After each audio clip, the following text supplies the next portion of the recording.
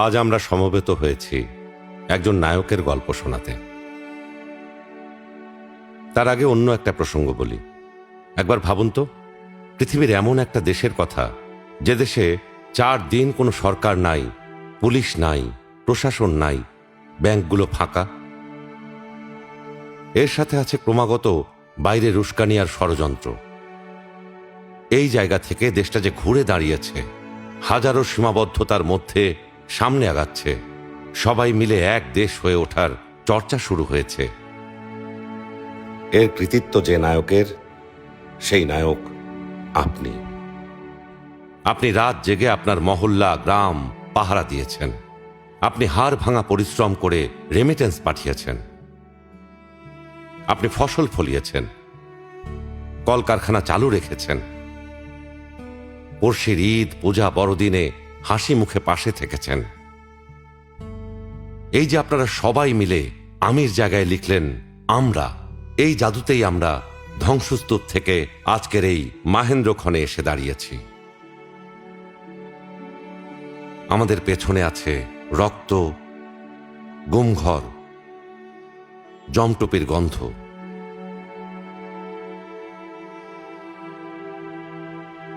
আমি তো ভিতরে কারোর সাথে কথা বলতে পারতাম না, টিকটিকি পিঁপড়ার সাথে কথা বলতাম, মনটা একটু হালকা হতো আর কি। কথা বলতে পারতেছে একটা জীবন্ত কিছু একটার সাথে।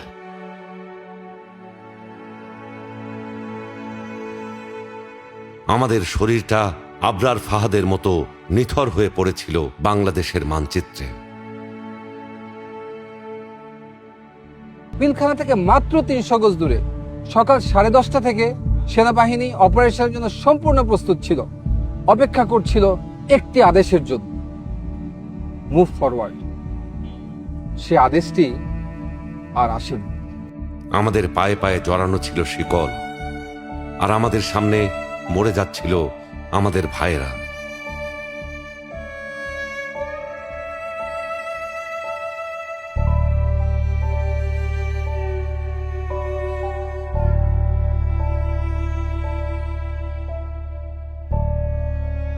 সন্তানের জন্য দুধ কিনতে গিয়ে গুম হয়ে যাচ্ছিল আমাদের ভাইয়েরা।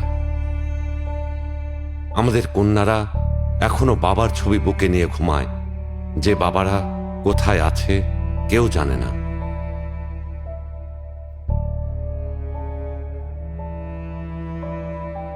আমাদের বোনেরা সন্ধ্যার গম্ভীর নদীর বুকে গিয়ে ফিসফিস করে বলে, ও নদী, তোমার বুকে কি ফেলে গেছে ওরা আমার ভাইকে? ভাই এরকম কখনো দেখছেন যে র্যাব ধরে নিয়ে আসছে বা এরকম মানুষকে মেরে ফেলতে দেখছেন, বা হাতে বাঁধা, চোখ বাঁধা এরকম মানুষদেরকে?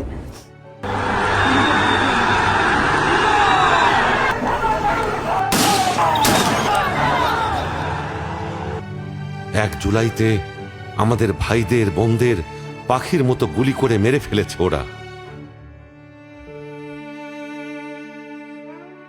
অথচ তারা হতে চেয়েছিল সকালবেলার পাখি। আমাদের ভাইয়েরা চিঠি লিখে কোথায় হারিয়ে গেছে। একদিন তো মরতেই হবে, তাই মৃত্যুর ভয় করে স্বার্থপরের মতো ঘরে বসে না থেকে গুলি খেয়ে বীরের মতো মৃত্যু অধিক শ্রেষ্ঠ।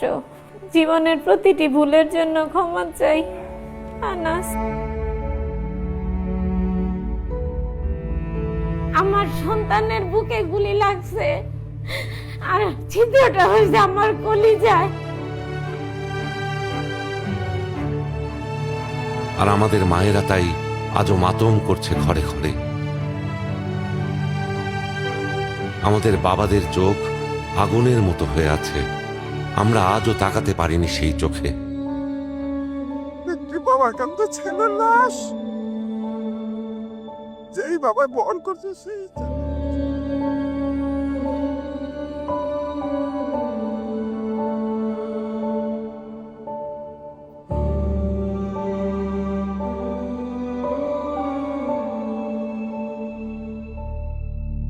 আমাদের চোখের সামনে আমাদের ঘাম ঝরা অর্থ লুট করে নিয়ে গেছে লুটেরা।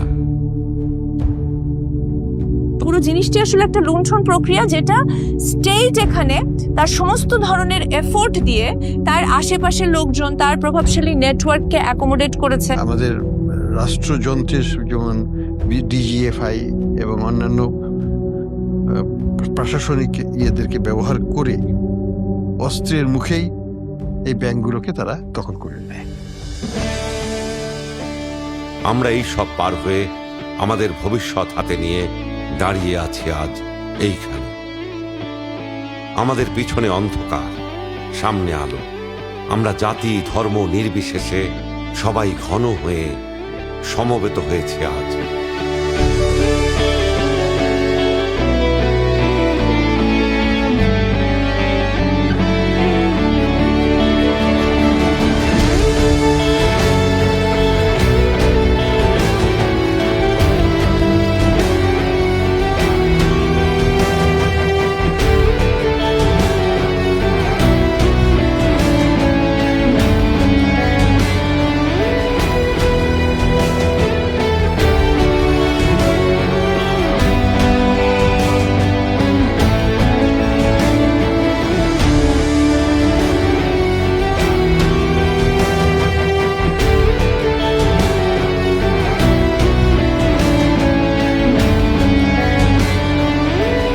আমাদের হাতে আমাদের ভবিষ্যতের সনদ।